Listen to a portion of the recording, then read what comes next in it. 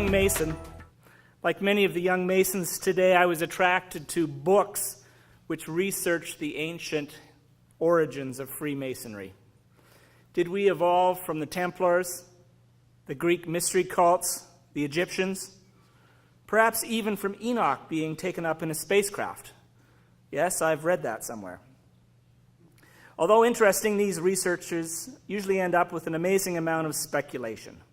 Besides which, all these things happened, if they happened at all, far away from where I live.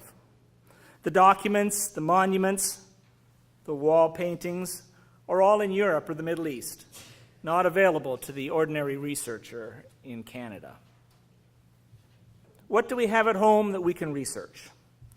Well, how about our own lodge history? Now, before you yawn, despite many poor histories, which are little more than transcriptions of the minutes of the lodge, there are interesting things to be discovered and written about. But like many things in Masonic education, you must approach it from a new angle. Make it lively and grab people's attention. Here's a story about an artifact held by my mother lodge, Grand River, number 151 in Kitchener-Waterloo.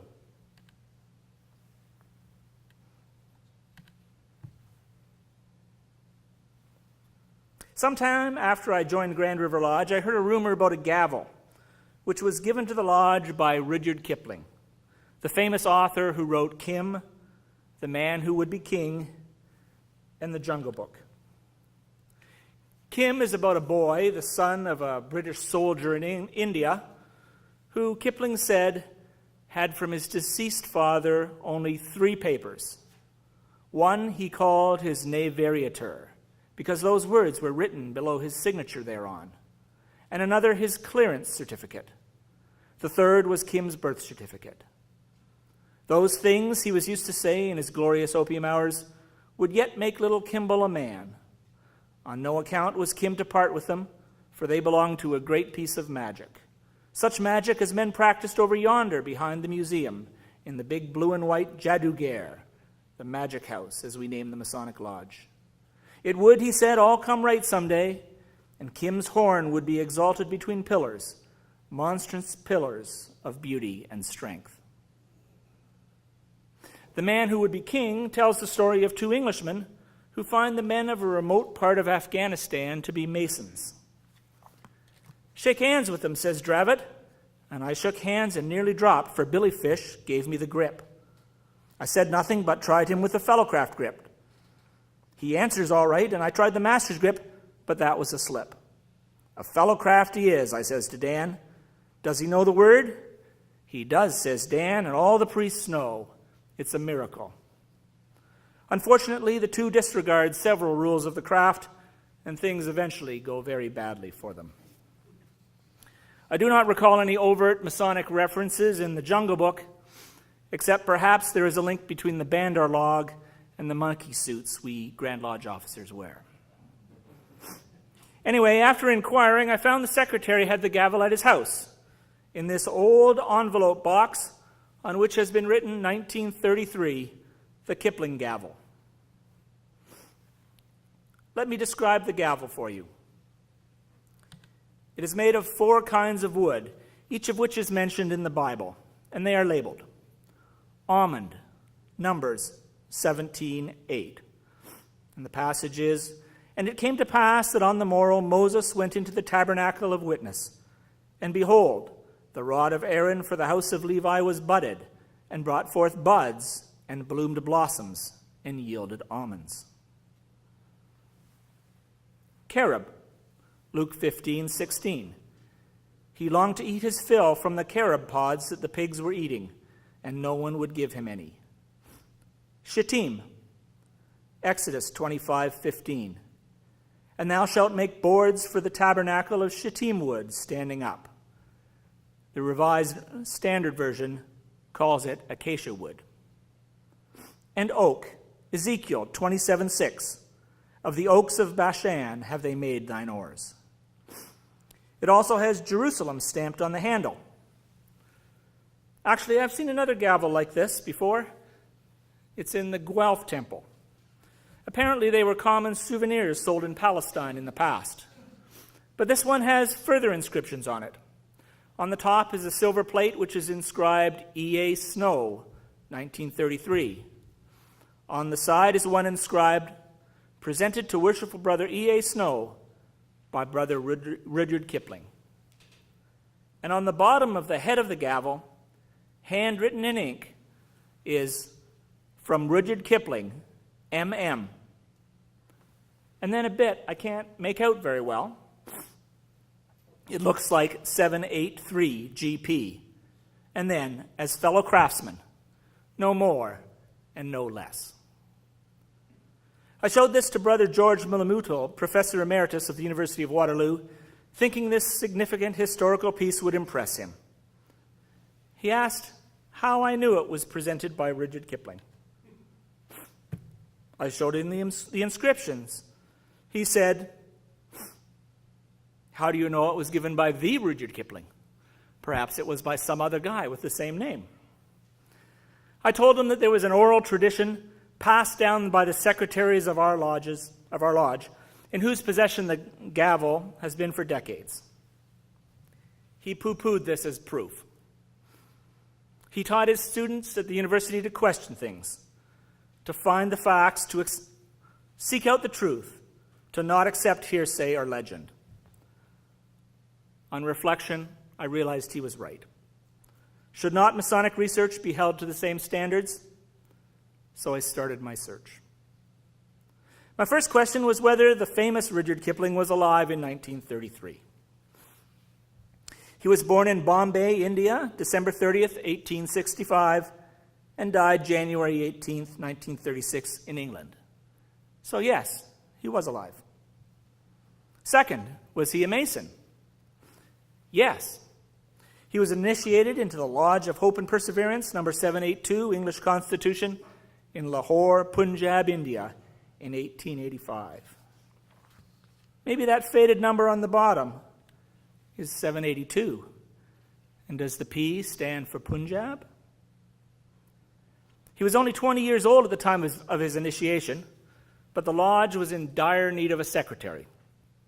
And he was an aspiring young journalist, so they got dispensation for him. He was raised the following December, and as the former secretary had already left for England, he took the minutes of his own raising. He was invested as secretary the following February. Third, did he visit Grand River Lodge in 1933? Or was he ever in Canada? His biography says that he was born in India of British parents.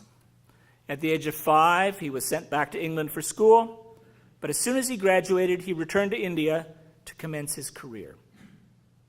He was back in England in 1889, and in 1898 he married an American and moved to Brattleboro, Vermont, where they lived until 1896. Then they moved to Sussex, England, eventually buying a 17th century house named Bateman's, just south of Burwash, Sussex, in 1902. There they lived until his death in 1936. He did receive an honorary degree from McGill University in 1907 and came over for that. Then he traveled by train from Montreal to Vancouver and back. But there is no mention of his being in Canada in 1933 or in Kitchener ever. Well, a visit of as an important a person as Kipling to our lodge would have been a big deal, and therefore it should be recorded in our history. So I checked the booklet published for our centennial, and I found that Worshipful Brother Snow was a former British Army officer who discharged the master's duties with dignity and diligence in 1933, but no reference to Rudyard Kipling. Okay, if he did visit Grand River Lodge, his name would definitely be in the Tyler's Register, because that's a requirement. So I checked the old registers, and I found the names of many prominent Masons in our community, but I did not find Rudyard Kipling's signature. Well then, it would certainly be mentioned in the minutes. Here's the minute book covering that period. What beautiful handwriting. The secretary must not have been a physician. From reading this, I learned many interesting things. Grand River Lodge donated money to the Home for Incurable Children, the Kitchener Orphanage, and Freeport Sanatorium. We paid $60 a month in rent, $13 for coal, $18 for the junior warden's account, and a $200 honorarium to the secretary. We visited our daughter lodge, Twin City, number 509, on their 20th anniversary, and received a visit from Levant Lodge, number 967, Buffalo, New York.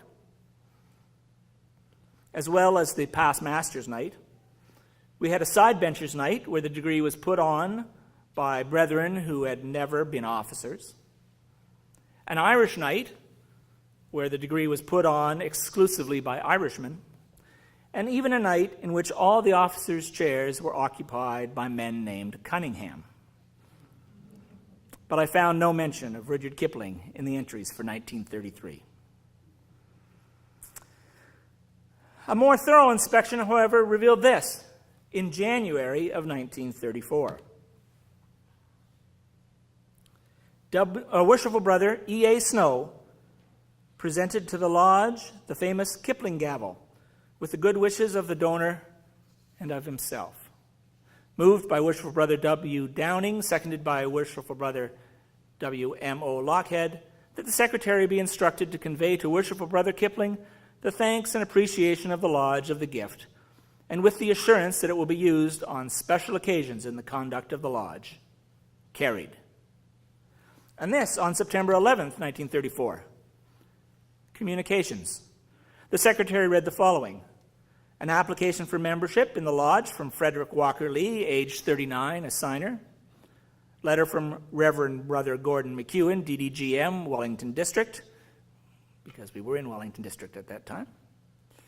Letter from Brother D.J. Hall. And 4, letter from Brother Rudyard Kipling. Aha! The correspondence. Back to the basement to dig that out. Unfortunately, the correspondence has not been kept in chronological order. But it has been kept, and it was interesting reading. We supported widows through the 30s. We sent cigarettes to the troops in World War II. In retrospect, probably not that good an idea, but they appreciated it then. We arranged and paid for a funeral for a brother who belonged to a lodge in New York but died here without family. And we supported brethren who had fallen on hard times. In fact, Worshipful Brother Ernest Snow had returned to England to care for his aged parents, and by the 40s found his situation so desperate that he needed to be supported by the lodge.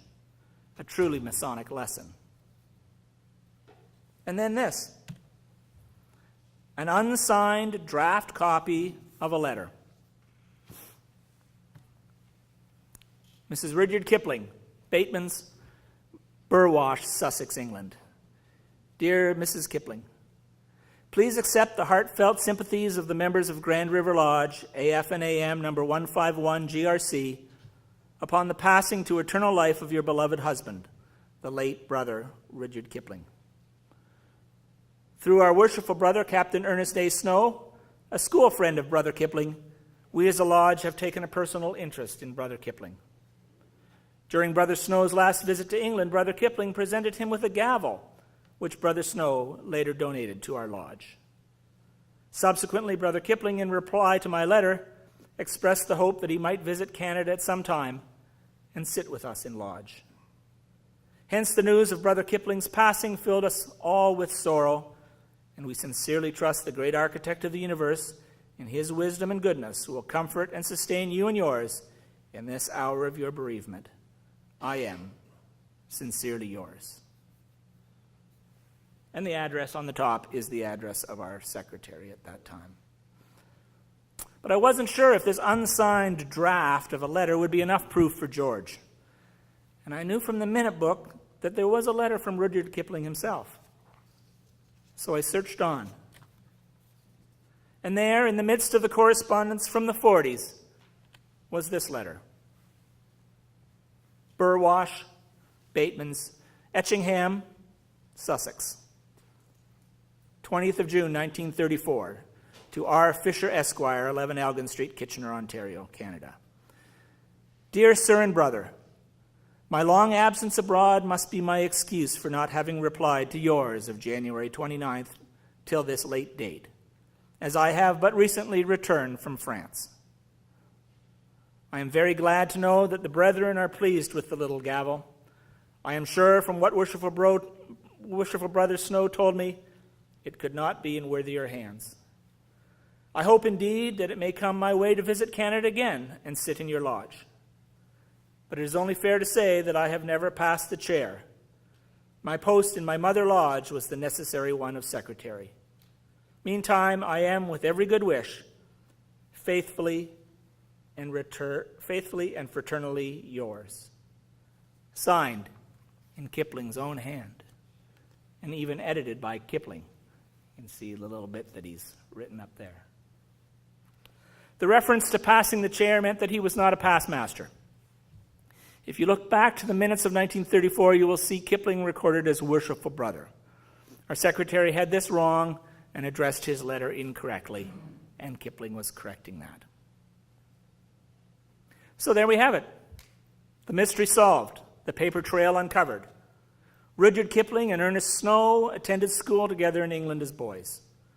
Snow went on to become an army officer, eventually living in Kitchener, Ontario. Kipling returned to India, fame and fortune. They met again in England after Snow's installation, and Kipling gave him this gavel, which he had picked up in Palestine. Who'd have thought? Such a story in our basement. And what did the famous writer, the Nobel laureate, and Mason choose to inscribe on the gavel he gave to his old friend? A line from this poem. Once in so often, King Solomon said, watching his quarrymen drill the stone, we will club our garlic and wine and bread and banquet together beneath my throne. And all the brethren shall come to that mess as fellow craftsmen, no more and no less. Send a swift shallop to Hiram of Tyre, felling and floating our beautiful trees. Say that the brethren and I desire talk with our brethren who use the seas. And we shall be happy to meet them at mess as fellow craftsmen, no more and no less. Carry this message to Hiram Abiff, excellent master of forge and mine. I and the brethren would like it if he and the brethren will come to dine, garments from Basra or morning dress, as fellow craftsmen, no more and no less. God gave the hyssop and cedar their place, also the bramble, the fig, and the thorn. But that is no reason to black a man's face, because he is not what he hasn't been born. And as touching the temple, I hold and profess, we are fellow craftsmen, no more and no less.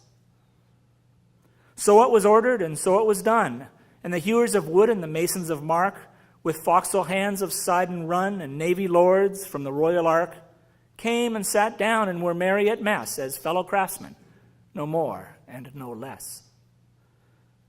The quarries are hotter than Hiram's forge. No one is safe from the dog whip's reach. It is mostly snowing up Lebanon Gorge, and it's always blowing off Joppa Beach. But once in so often, the messenger brings Solomon's mandate. Forget these things. Brother to beggars and fellow to kings, companion to princes, forget these things. Fellow craftsmen, forget these things. My fellow craftsmen, what do you have in your basement? Thank you.